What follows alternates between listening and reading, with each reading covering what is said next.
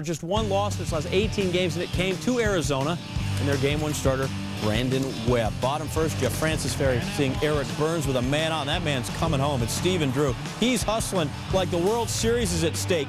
It is 1-0 Diamondbacks. Burns' third straight game with a ribby. We go to the third. Kaz Matsui, batting average against Brandon Webb. Now, Brandon Webb's Cy Young Award winner, .407, so Kaz can hit him. Top three, tied at 1. Matsui with Willie Taveras on first. Taveras going to swipe the bag. He's just been reinserted into the starting lineup. He's recovered from a quad injury, and manager Clint Hurdle messing with the lineup. Not the chemistry, however. Matsui, a bloop single. Taveras scores, and it is 2-1 in favor of the Rocks. Later in the third, the bases are chucked for Brad Hawk. Hawk also successful in his career against Brandon Webb. 9 for 15, 3 homers, 11 ribs. Hawk singling here. Matsui, Matt Holliday will score. 4-1 Rockies. Webb, he has one win this season when allowing 4 or more runs in a game. It's not this game. Bottom four, same score. Chris Snyder, the man on. Christopher Ryan Snyder, you get in this house right now. It's a 5-4-3 double play, and the inning is over. Bottom five, same numbers up on the board there. The home team is down. 2 on, 2 out for Stephen Drew, facing Francis. You can call me Francis. He goes down swinging. And then Connor Jackson in the 6th again. Runner on. Chance for something to happen. Nobody out. No. Jackson. That's 6-4-3. Francis goes 6 2/3, 7 hits, 1 earned run, 4 Ks. He would exit stage right and in good shape. Bottom 7, D-backs down 5-1, 2 on. Nobody out for Augie Ojeda. He's going to ground over to third where Garrett Atkins going to field it, throw over to second. Justin Upton then takes out Kaz Matsui. The double play ruled immediately here. He gets rung up. Upton wasn't happy to begin with because he got hit with a pitch. Not happy with Larry Vanover. We look at it again. You can a good hard slide, that's okay, but the deliberate attempt with the elbow to break things up, that's not allowed. So Vanover rules the runner out. He rules the batter out. Bob Melvin comes out to argue. The fans in Phoenix certainly didn't like it. Eventually, they sold most of those tickets available. They were throwing stuff on the field. Clint Hurdle says, I'm not going to have that. Put my guys in danger. He yanked them off the field. We had about an 11-minute delay, but finally everybody remembered, oh yeah, we're human beings. Let's be civilized when we play it again. When the inning resumed, D-backs load him up again for Stephen Drew, but he's just 3 for 16 with the bases chucked during the regular season. He flies out here. That threat is over. The last 6 outs, fairly uneventful, and the Rockies win at 5-1, take a 1-zip series lead. Francis continues to shine at Chase Field, 4-0 in the regular season, now a postseason win as well. The bullpen backs him with scoreless relief. Rockies reliever, just 2 runs allowed in 14 postseason innings. Webb, no luck with Colorado at all. This is the 6th time in 7 starts he has allowed 4 or more runs to the Rockies hitters. Game 2, Friday, same diamond, ESPN Radio, and on TBS, 10:18 Eastern Time. Bob Melvin on the controversial call at second base. Play at second, I felt like, he could get the base. Obviously, I didn't agree going out there, but I think he was in a position where he could touch the base. That's what I'm supposed to do on that play. There's obviously a threat for a double play, so I'm supposed to go in and break it up. I was popping up, and when I'm popping up, obviously my arms come up with my body. I didn't think I did anything wrong. I was playing the game of baseball. That's it. Well, the interference call, I thought it looked like a good aggressive slide going in, and I thought he went out of his way to make contact. Pulling my team off the field, we get tired of getting water bottles thrown on the field. That's all. It's not so much. It's just there comes a point in time when you need to make a point that, enough's enough. It is Arizona trying to get on the board against Colorado. Arizona 11-2 during the regular season sporting black tops, so they went black. Rockies had won 7 straight wearing black. They had to go gray. Top 2 were scoreless. Over Torrealba with runners on the corners. Single over the first base bag. Todd Helton scores 1-0 Colorado. Bottom 2 after giving up a leadoff double to Tony Clark. Rocky starter Ubaldo Jimenez. Oh, check it out, 100 miles an hour. Mark Reynolds goes down swinging. Next batter, Jeff Salazar. Can only look at the 99-mile-an-hour heat. 2 batters later, Augie Ojeda steps in and goes down swinging. 99 miles an hour on the gun. Jimenez strikes out the side, inning over. Bottom 3, Diamondbacks still down 1-0. Doug Davis leading off. The pitcher over the head of Willie Taveras, who was playing shallow in center. Davis chugging with a double. His first double since August 19th of 2005, and Levon Hernandez is entertained. Next batter, Chris Young. Singles past a diving Kaz Matsui into center. Davis will score, and we're tied at a run apiece. Bottom 4, that's the count when Ojeda steps in with 2 on and 2 out. And Jimenez gets him swinging. Inning over. Arizona 0 for 27 on 0-2 counts against Jimenez in the regular season. Bottom 5, D-backs down 2-1. Reynolds down 0-2 with the bags full. And he strikes out on a check swing. Jimenez, 5 innings, 5 hits, 1 earned, 6 strikeouts. Bottom 7 with 1 on, 2 out. Tony Clark gives it a ride to right center. Tavares, great grab. LaTroy Hawkins celebrating. And here's why it's worth another look. Tavares, tremendous. Rockies 78-1 this season when leading after 8. That includes postseason play. Bottom 9 with 1 out. Diamondbacks still down 2-1. Chris Young against Manny Corpus. Corpus hits Young on the 1-2 pitch. Next batter, Stephen Drew. Little single up the middle. Young advances to third. Your next batter is that wacky Eric Burns. A grounder to second. Matsui flips to Troy Tulowitzki, but Tulowitzki is pulled off the bag. Everybody's safe. Young scores to tie things at 2. Drew thinks he's out, starts jogging off the field, and he's tagged out. Oops. Could have added more in the inning, but they don't. Check it out again. Drew bewildered. We go to extras, tied at 2. We're in the 11th inning. And there goes Drew. Yeah, you know, he kind of looks like his brother there. In the 11th inning, Diamondbacks bullpen scoreless. That's no earned in 17 innings pitched this postseason. Top 11, bases loaded for Tavares, facing Jose Valverde. And Valverde walks him on 4 pitches. A season-high 42 pitches for Valverde. Rockies take a 3-2 lead, and Ryan Spire makes it stand up as the Rockies will take a commanding 2-0 series lead back to Coors Field for Game 3 Sunday. Your final count 3-2 in 11 at Chase Field.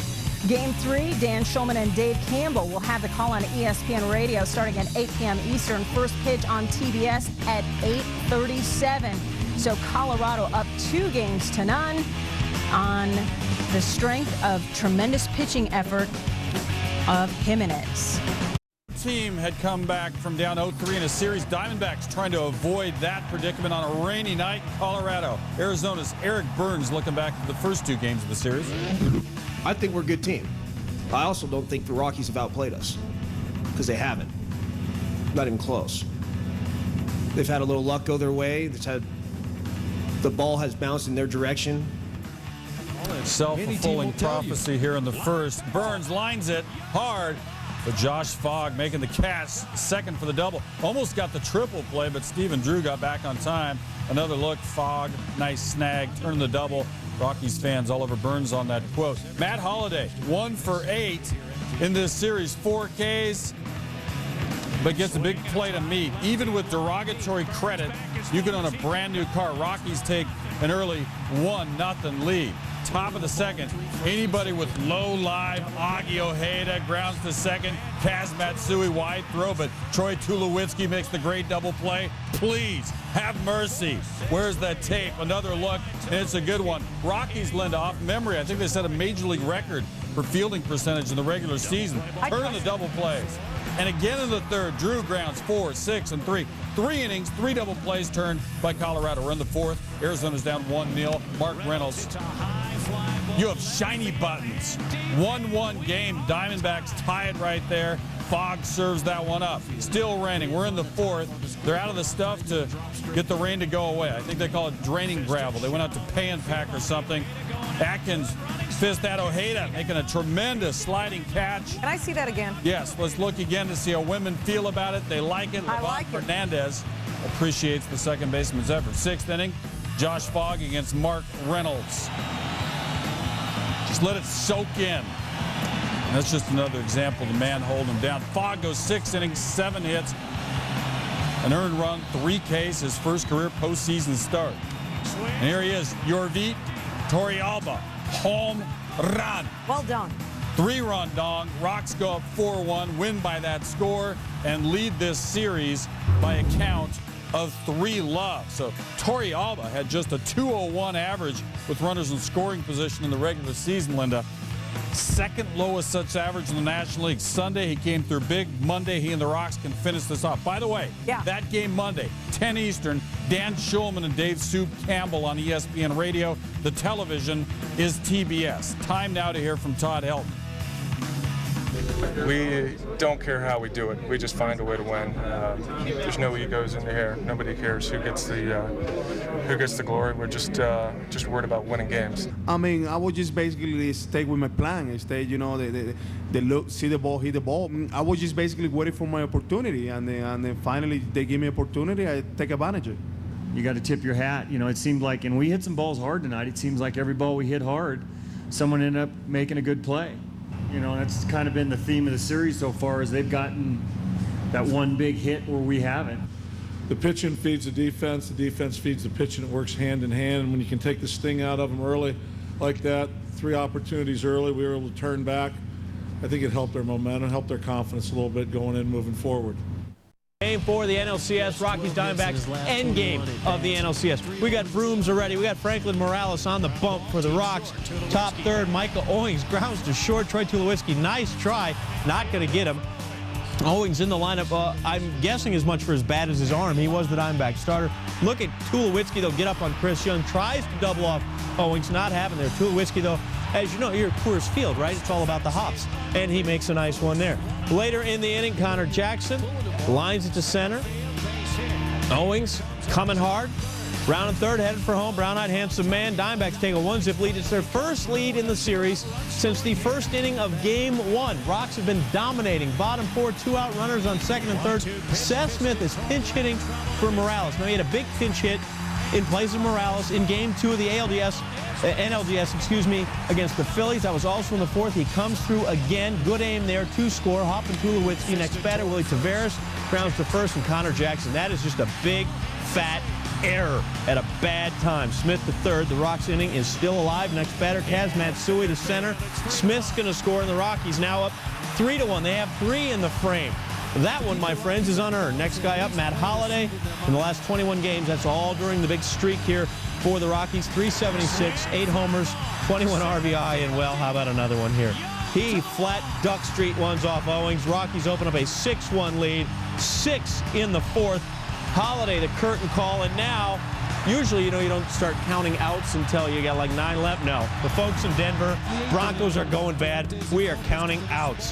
Why is Clint Hurdle going to pinch in early? His bullpen, 2.07 ERA during the streak, so he just turns it over to the relievers and relax. Stephen Drew to Brad Hawk. Easy enough. Defense helping out. Rocks defense good throughout the series, throughout the playoffs, throughout the regular season. Hard to defense that. In the 8th, Chris Schneider off Brian Fuentes, a 3-run shot, and now it's 6-4. Look at it. Oh, plenty of room. If it's fair, it's gone. It's gone. 6-4. Later in the inning, Matty Corpus tying her at the plate gets Tony Clark. He goes down swinging. So the Rocks are out of the jam. Now they're 3 outs away. We give them the first 2 in the 9th, and it's up to Eric Burns to extend the game. Half swinging. Tulowitzki gets it. Helton on the other end of it. And just like that, the Rockies are winners of the NLCS, and they are headed to the World Series. We take another look at Helton. Mr. Rockies, so many regular season games. Gets himself into the postseason. Burnsy there, you see on the ground, certainly dejected, but the Rockies have themselves the NL pennant, a remarkable run of 21 wins in 22 games. Clint Hurdles, you know, he's a good manager, but sometimes you just, you know, turn him loose and enjoy the ride. Matt Holliday is your MVP for the series. 4 of 7, 2 homers, 4 ribs in the last 2 NLCS games. Let's not limit him to the NLCS MVP, perhaps looking at a regular season MVP as well. And now the World Series is coming to Mile High and thin air in the big outfield of Coors Field. When that next game is, eventually, and we'll get to that. First, though, Kyle Ravitch and the Baseball Tonight crew discuss the National League champs.